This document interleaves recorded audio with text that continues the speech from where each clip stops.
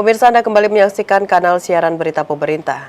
Juru bicara Kementerian Luar Negeri Roy Sumirat menanggapi keputusan Parlemen Israel membuat undang-undang larangan terhadap United Nations Relief and World Agency for Palestine Regions in the Near East atau UNRWA.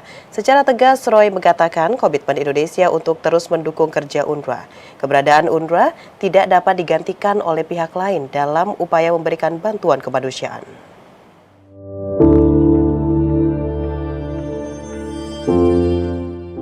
Pemerintah Indonesia melalui Kementerian Luar Negeri mengutuk keras putusan Parlemen Israel yang melarang kegiatan United Nations Relief and World Agency for Palestine Refugees in the Near East atau UNRWA beroperasi di wilayah tepi barat Yerusalem Timur dan Gaza.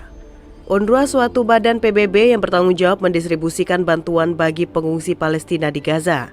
Keputusan Parlemen Israel untuk melarang UNRWA bertentangan dengan semangat kemanusiaan dan memperparah situasi krisis pengungsi Palestina. Merespon hal tersebut, juru bicara Kementerian Luar Negeri Roy Sumirat menegaskan langkah Israel yang melarang kegiatan badan PBB untuk pengungsi Palestina itu bertentangan dengan piagam PBB. Bagi Indonesia, keputusan ini jelas-jelas melanggar, violate, dan bertentangan dengan piagam PBB dan konvensi 1946 tentang kekebalan lembaga PBB.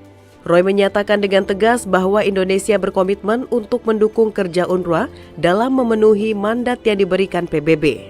Indonesia juga mendesak Dewan Keamanan PBB hentikan tindakan yang dilakukan Israel.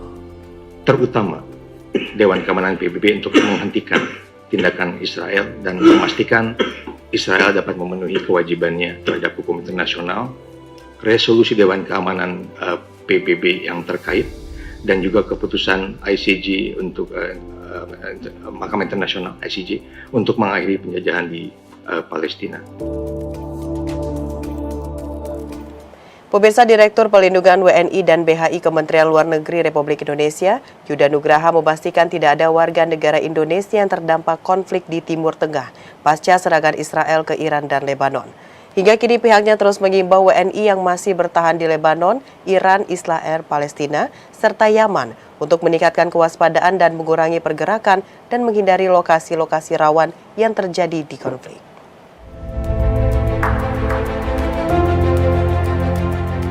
Kementerian Luar Negeri memastikan tidak ada warga negara Indonesia yang terdampak konflik di Timur Tengah pasca serangan Israel ke Iran dan Lebanon pada tanggal 26 dan 27 Oktober 2024 lalu. Direktur Pelindungan WNI dan BHI Kemlu Republik Indonesia Yuda Nugraha dalam media briefing di Jakarta mengatakan, sudah ada 79 WNI yang dipulangkan ke tanah air dari Lebanon dalam sejumlah gelombang repatriasi demi menghindari pemburukan situasi keamanan akibat eskalasi serangan Israel di negara tersebut. Dengan demikian, jumlah WNI di Lebanon saat ini tersisa 85 orang. Mayoritas dari mereka yang memutuskan bertahan di Lebanon adalah WNI yang menikah dengan warga setempat. Hingga saat ini tidak ada warga negara kita yang terdampak baik dari serangan Israel ke Iran maupun ke Lebanon. Dari berbagai macam gelombang evakuasi yang sudah kita lakukan di Lebanon, hingga saat ini 79 warga negara Indonesia telah berhasil kita evakuasi dari Lebanon dan 1 warga negara asing, spouse dari warga negara kita. Dan hingga saat ini masih ada 85 lagi warga negara kita yang memang memilih untuk tetap tinggal di Lebanon atas berbagai macam alasan pribadi. Mayoritas mereka ini adalah warga negara kita yang menikah dengan warga negara Lebanon.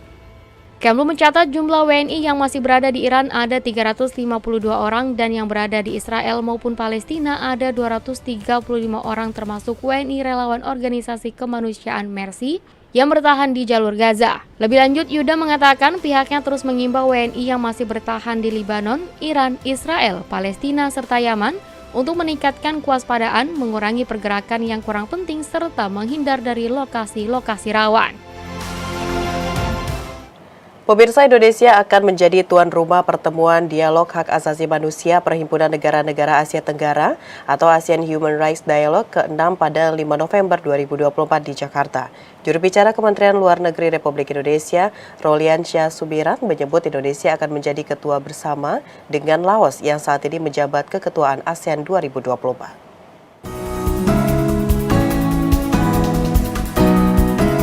Usai diadopsinya deklarasi pemimpin ASEAN tentang dialog hak asasi manusia ASEAN pada KTT ASEAN ke-43, Komisi Antar Pemerintah tentang Hak Asasi Manusia ASEAN akan menyelenggarakan dialog hak asasi manusia ASEAN ke-6 pada tanggal 5 November 2024 di kantor pusat ASEAN di Jakarta, Indonesia.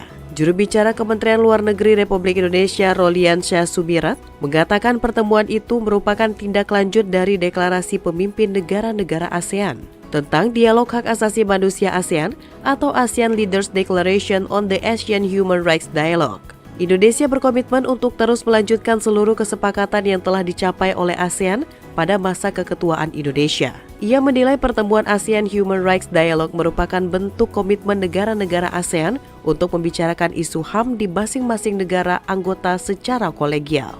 ASEAN Human Rights Dialogue ini sendiri kan merupakan bentuk komitmen dari negara-negara ASEAN untuk secara terbuka, secara kolegial membicarakan isu-isu HAM yang ada di negaranya masing-masing dengan tujuan untuk saling berbagi pengalaman bagaimana untuk terus melakukan pemajuan dan perlindungan, protection and promotion of human rights secara berkesinambungan dan secara seimbang. Pemirsa, dua kementerian di pemerintahan Presiden Prabowo Subianto bergerak cepat membentuk kolaborasi guna meningkatkan pariwisata nasional. Kementerian itu yakni Badan Usaha Milik Negara dan Kementerian Pariwisata.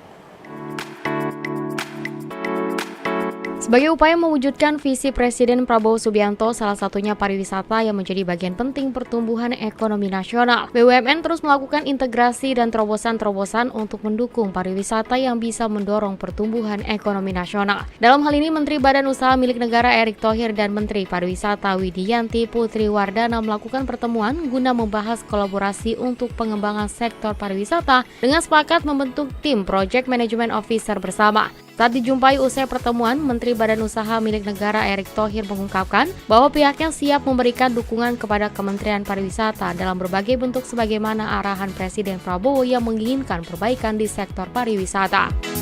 Kami terus di Kementerian BUMN mengintegrasikan seluruh tentu komponen yang kita bisa lakukan bersama-sama. Apakah integrasi tadi, transportasi, ataupun infrastruktur untuk mendukung kesuksesan ini. Ya, airport, pesawat, hotel, tujuan wisata, dan lain-lain. Di kesempatan yang sama, Menteri Pariwisata Widianti Putri Wardana mengatakan pihaknya bersama Erick Thohir mendiskusikan berbagai inisiatif kolaborasi yang telah dilakukan kementerian sebelumnya, serta merencanakan langkah-langkah strategis untuk 5 tahun mendatang. Ia menyebut BUMN telah berperan positif dalam memajukan destinasi-destinasi pariwisata utama seperti Borobudur dan Mandalika. Yang telah dilakukan dan tentu Pak Erick dan jajaran BUMN telah melakukan banyak hal yang positif dan baik untuk pariwisata seperti Borobudur, Mandalika dan lain sebagainya, dan tentu kolaborasi ini akan kita tingkatkan lagi untuk tentu daerah-daerah wisata yang lainnya, Pak ya. Oke, gitu. Nah, nanti tim kami akan tetap bekerja sama untuk membahas hal-hal teknis lainnya. Pemirsa, usai jeda pariwara kami akan kembali dengan informasi lainnya. Tetaplah bersama kami.